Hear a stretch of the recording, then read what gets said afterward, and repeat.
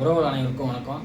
எதற்காக இந்த காணொளி பார்த்தீங்கன்னா, உறவுகளே இன்னைக்கு ஒரு மோசமான வேலை செஞ்சுருக்காங்க. ஒரு 8 தேர்மகளுக்கு பிறந்தவனுங்க. அவன் வீட்டில் பொண்ணு இருக்கும், அவன் மக அக்கா எல்லாம் இருப்பாளுங்க. அவள்லாம் கெடுக்கலாம் போயிட்டு ஊரான் வீட்டு பிள்ளையை கெடுக்கிறாங்க. திருவண்ணாமலையில் பாட்டி வீட்டுக்கு போயிருக்காங்க. 15 வயசு கொண்ட சிறுமி. அந்த சிறுமியை 8 தேர்மகளுக்கு பிறந்தவனுங்க கூட்டு பாலியல் பலாத்காரம் பண்ணியிருக்காங்க அந்த பாப்பாவை. நம்ம நாடு எதை நோக்கி போகுது தெரியல. இன்னும் எலெக்ஷனுக்கு 2 நாள் தான் இருக்குது. இந்த 2 நாளில் மக்கள் ஓட்டு போட போகாம இந்த மாதிரி விஷயத்தை பார்த்துட்டு போய் உங்களுக்கு ஓட்டு போடுவாங்க.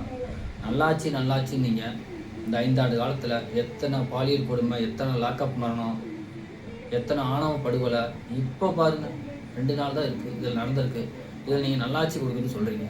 இதில் உங்கள் கட்சி சார்ந்தவங்க இந்த மாதிரி வீடியோலாம் பேசி போகிறோம் அப்படின்னு சொல்லி சொல்கிறீங்க.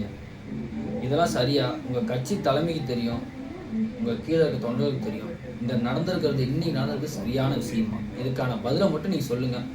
உங்கள் திமுக அரசை பற்றி நான் ஒரு நாளும் என் மூச்சு போகிற வரைக்கும் பேசி வீடியோ போட மாட்டேன். நல்லாட்சி கொடுக்குன்னு சொல்லி ஸ்டாலின் சார் சொல்கிறாரு, இதுதான் நல்லாட்சியா? 15 வயசு பிள்ளைக்கு எடுத்து கொண்டானுங்க. இதுக்கு நீங்கள் என்ன தண்டனை தருவீங்க சொல்லுங்கள் பார்க்கலாம். எத்தனை தண்டனை கொடுத்துட்டீங்க? இந்த மாதிரி தேவமோனுக்கெல்லாம் 400 ரூபாய் அறுத்து விட்ருணும். 8 பேர்த்துக்கும் அறுத்து விட்டதான் அடுத்து பொண்ணுங்களை தொடர்ந்து பயமாக இருக்கும். இதனால் இந்த மாதிரி செயல் நடக்குது தமிழ்நாட்டுக்குள்ளே, அதிகமாக நடந்துகிட்டு இருக்குது. சிந்திச்சு வாக்களிங்க.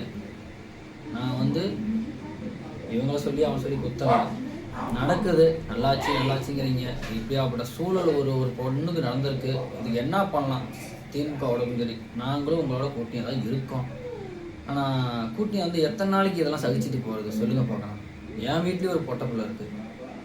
நாளைக்கு என் வீட்டில் இருந்தாலும் இப்படி தானே. இப்போ நீங்கள் இவ்வளோ தூரம் பேசுகிறீங்க, எங்கள் கட்சியை பற்றி தவறாக பேசுகிறீங்க, தவறாக சொல்கிறீங்க. என்ன நடந்திருக்கு இன்னைக்கு? 8 பேர் சேர்ந்து ஒரு பொண்ணை பாலியல் பலாத்காரம் பண்ணியிருக்காங்க. உறவுகளே சிந்திச்சு வாக்களிங்க. ஓட்டை காசுக்காக விற்க பார்க்காதீங்க. 5 வருஷம் நம்ம நல்ல நிலைமையில் இருப்போமா அப்படிங்கிறத யோசிச்சு வாக்களிங்க. வாக்களிக்க வேணாம்னு சொல்ல. நல்லாச்சு யார் தராங்களோ அவங்களுக்கு ஓட்டை போடுங்க, முதலமைச்சரை ஆக்குங்க. நான் அவங்கள சொல்ல கிடையாது. ஏன்னா சிந்திச்சு வாக்களிங்க. உங்களோட ஓட்டு யாருக்கு வேணால் போடுங்க.